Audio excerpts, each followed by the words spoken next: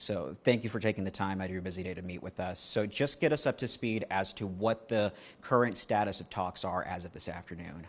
As of right now, the bargaining teams are working hard, trying to resolve the members' demands, but things are going slow. We would definitely like them to be moving faster. We're 28 days away, so there's a lot of work to be done. I don't believe everyone involved is taking it seriously. Obviously, when you have a COO of one of the companies that's spending 2 weeks in Acapulco rather than being at the bargaining table, working through our issues, that's a concern. But at the end of the day, it's up to the companies. They're either going to get down to business.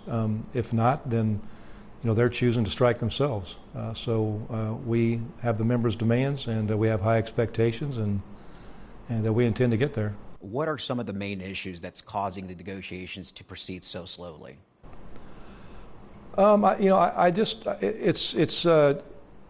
It's frustrating to see. These corporations have recognized $250 billion profits in the last decade.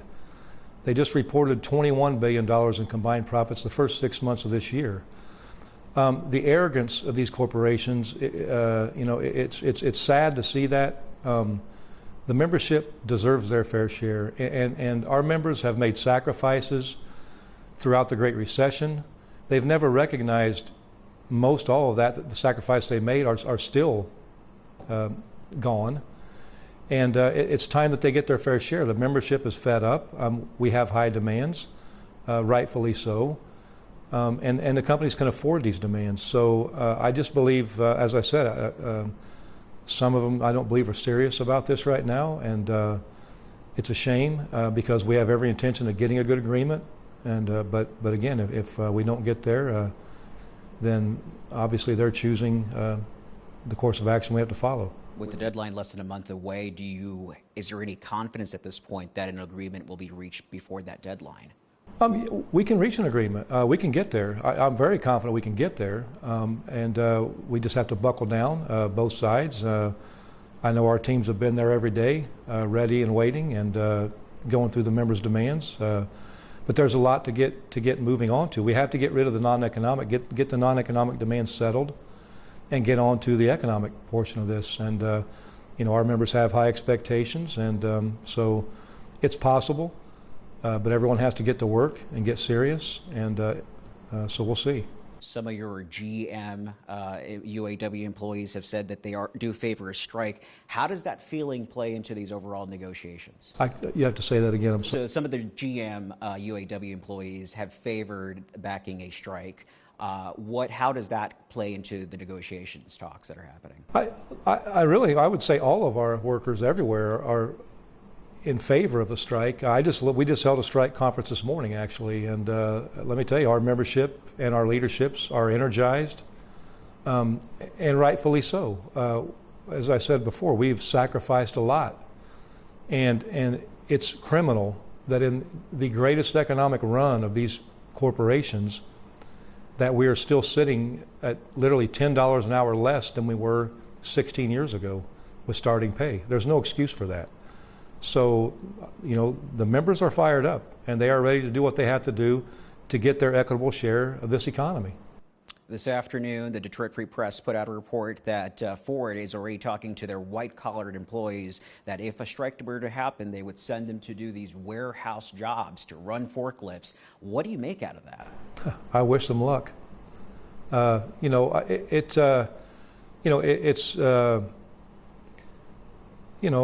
not going to be good for them if that's their course they take. But at the end of the day, we're trying to get an agreement. Our members want their equitable share of the profits they create, of the economy they create. And, so as I said, we're going to fight like hell to get where we need to be. A strike, in my opinion, is a failure on the part of the company to reward the workers for what they rightfully deserve. What assurances are you giving your members who may be worried about the financial struggles they may face if a strike were to happen? Well, we have to do what we have to do. Go back into the early days of this union. The founders of this union, they didn't get $500 a week strike pay, but at the end of the day, they came out of a Great Depression. That's how our union was born. The workers at that time didn't care because conditions were so bad. They didn't have secure futures, and they were willing to do whatever they had to do to get that. And for us, it's the same case now. I mean, the majority of our workers are literally scraping to get by. They're living paycheck to paycheck. The majority of our members hired in post-economic recession, they don't have pensions. They don't have post-retirement health care. It took them years to get to full pay. Many of them still are not at full pay. They can't save money. They're scraping to get by. They're living check to check. And so, we have to do what we have to do. And I know our members have that resolve. How do you counter the concerns from those three companies who are suggesting that your demands may end up in the long term raising labor costs for them? Well, they're going to raise labor costs, but we have to look at labor costs and we have to be real about that. Let's look at what's happened since the economic recession. Labor costs have remained stagnant or regressed. Profits keep going up. But I always find it interesting as they've shifted. In the last 20 years, the big three have closed 65 big three plants or spun off, one or the other, closed or spun off 65 big three plants. They've shifted that work to lower cost areas, Mexico, for instance, and they pay some workers in Mexico $45 a week. These workers are never going to be able to buy a car. So, it's a continued race to the bottom, and we can do better. But at the end of the day, when they sell a truck that they make in Mexico and they're paying a worker $45 a week, they're still charging $70,000, $80,000 for that truck. So, when they want to talk about labor costs haven't influenced the price. The consumer still gets punished and still pays a premium for the product. So labor cost is roughly 5 to 10% of the cost of a vehicle. Given your prior work history with Stellantis, how does that background influence your negotiations with that particular company? Honestly, no different than the other two. I mean, it's, I'm more grounded in Stellantis. I understand that company a lot better because that's where I lived for the majority of my career. But, so I know the frustrations there a lot better. But, no matter where you go in our union, any sector, and just the working class in general right now, the issues are the same. Pay for worker pay has remained stagnant or regressed. Profits have been up everywhere. And workers everywhere want their share. And so it's really no different. Stellantis is a little more different as a company because, we've been, those of us that have been around for 20 plus years have endured, being spun off and sold 4 times. So, it's a very different company than it was when I started working there, but the issues are the same. Stellantis has called out some of the things you've done, like the tossing of the contract as theatrics. How do you navigate those tensions, how they feel, while ensuring that the negotiations stay productive? I don't call putting garbage in the trash theatrics. They can't sit here publicly and say that they have no intention of asking for concessions and then turning around and handing over 20 pages of concessions, nothing but concessions. It's unacceptable. We have been very direct from day one about what our expectations are. We have been nothing but honest. Both privately and publicly, we're saying the same thing.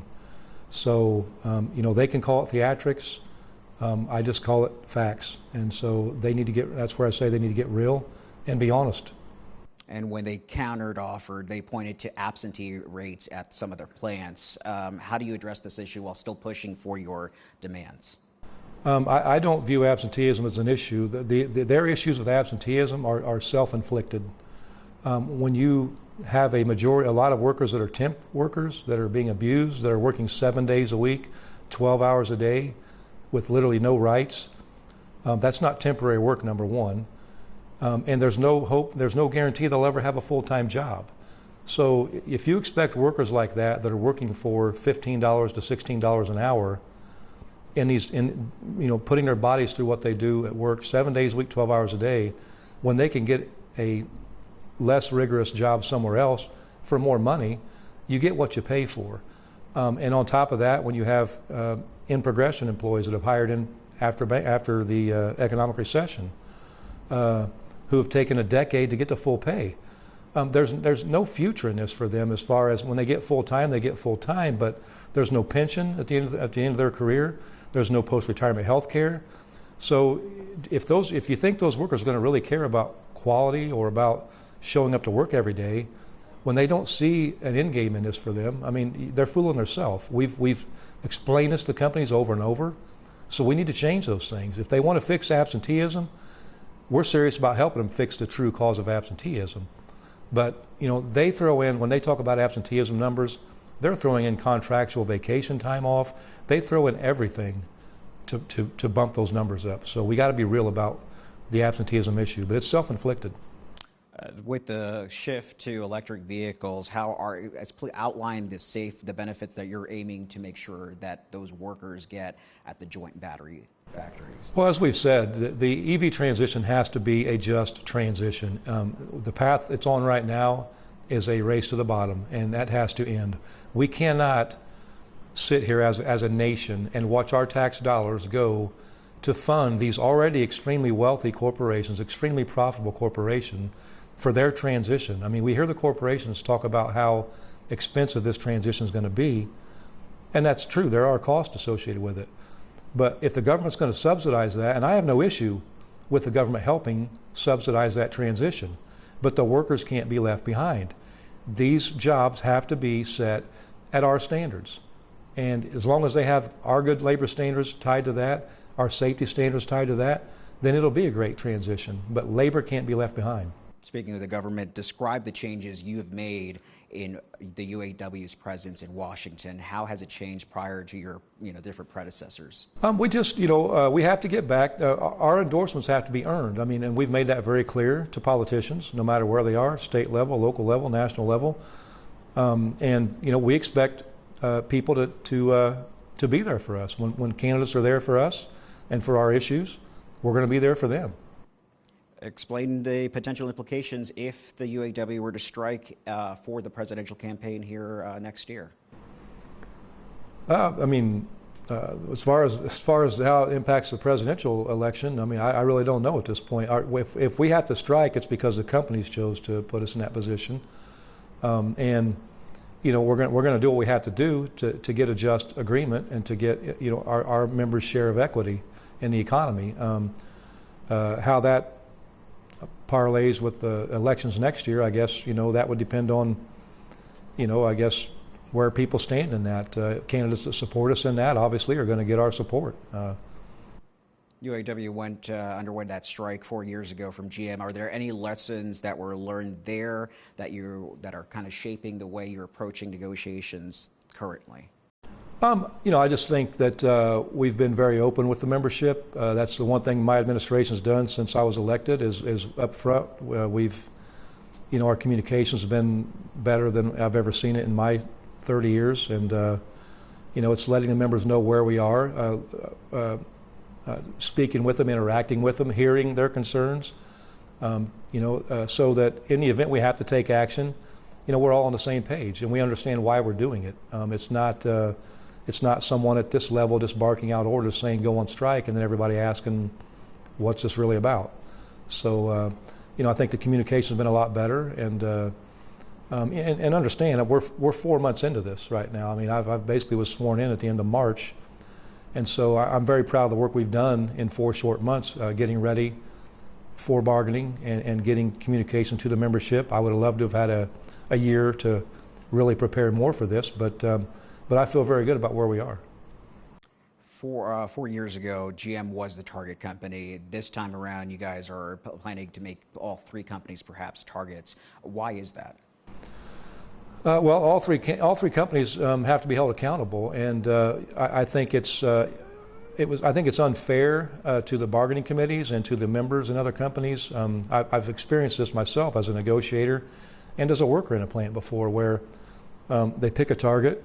The focus becomes on one company, and the other 2 companies are just sort of waiting in limbo, and things just tend to drag on. Let's go back to 19 when GM struck. I mean, they're striking. They're out there for, over a month, and everyone else is waiting. And so everyone deserves their seat at the table, and I think it's imperative these companies understand that they all need to get where we need to get, and we just have to assess how bargaining goes.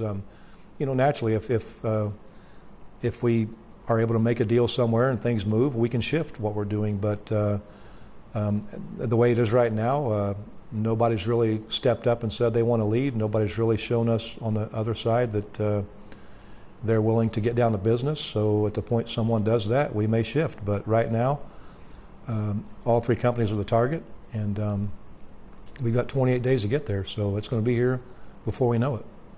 Can you elaborate on the one key demand that you guys have, which is the 46% wage increase over 4 years? Talk to us about the significance of that number. Significance of it's just simply it's reality. It's funny to me when well, it's not funny. It's actually pathetic for a COO of one of the companies to talk about economic realism as he's sitting on a beach in Acapulco rather than negotiating. And he's actually, in his second multi-million-dollar home, while our workers are living paycheck to paycheck. Our wages have regressed. In 2007, if you take the starting rate at that point and compare it to today, we've went backwards $10 an hour. And you take into account of inflation just in the last 4 years. The CEOs, the big three CEOs, just in the last 4 years, recognize 40% increases for themselves on money that they don't even need. Our workers have scraped to get by. They've regressed.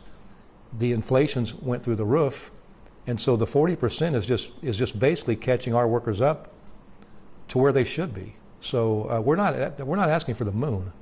We're asking to be able to have the purchasing power that we had 16 years ago. The other demand is the request for a 32-hour work week, paid at 40 hours. What's going to be the broader industry impact if that were to go through? The broader industry impact will be you'll have workers who are a lot healthier. Their mental health will be a lot better. I find it ironic. I hear the talking heads speak a lot about this issue.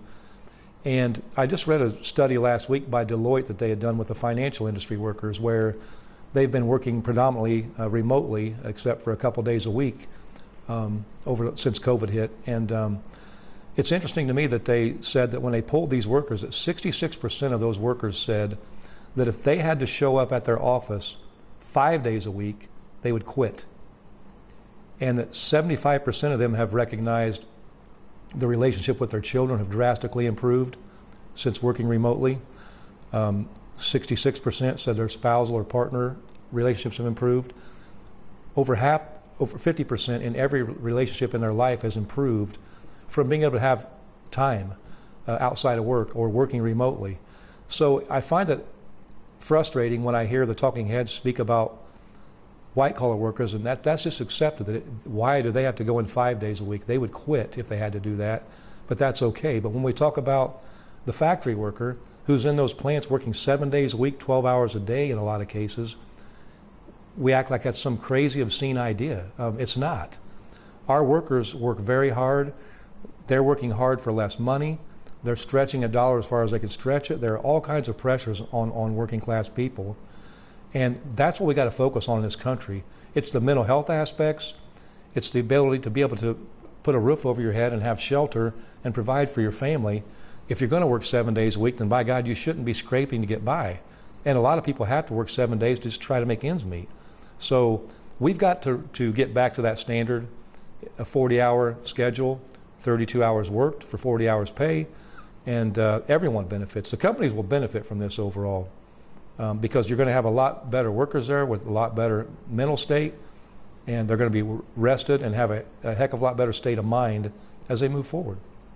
Earlier you mentioned how you feel like communications have improved among your leadership and the members at the UAW. Do you feel your Facebook Live updates are establishing kind of a closer bond with those members as you guys are navigating through these negotiations? Yeah, I mean, we're a very broad union, a very diverse union. So, unfortunately, we can't be everywhere. We can't be all over the country. So I think the Facebook Lives are really a great way to interact with the members, and there's times members throw questions in there or comments, and it's just a way to interact and no matter where they are. They can be in Wentzville, Missouri. They can be in California. They can be in, New Hampshire. Doesn't matter. But it gives them an avenue. It gives them access to the president of the UAW and an ability for me to interact with them, give them updates of what's going on. And so I think it's vitally important that we have that communication. And we've never had that before.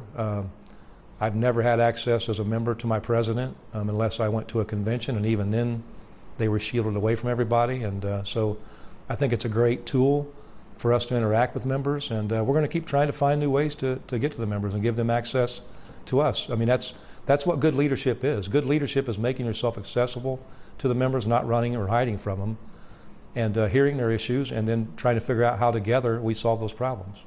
Ultimately, what's the message you want to convey to your members watching tonight and to the leaders at the Big Three? Look, we're ready to get down to business. We're ready to get an equitable agreement, to get our members' fair share, their equitable share in the profits and in this economy. And it's up to the companies to get serious with us and get down to business and get there. If not, then I know that our members are going to do what we've got to do to get their justice. All right. Mr. Fain, thank you so much for your time. I appreciate it. No, thank you.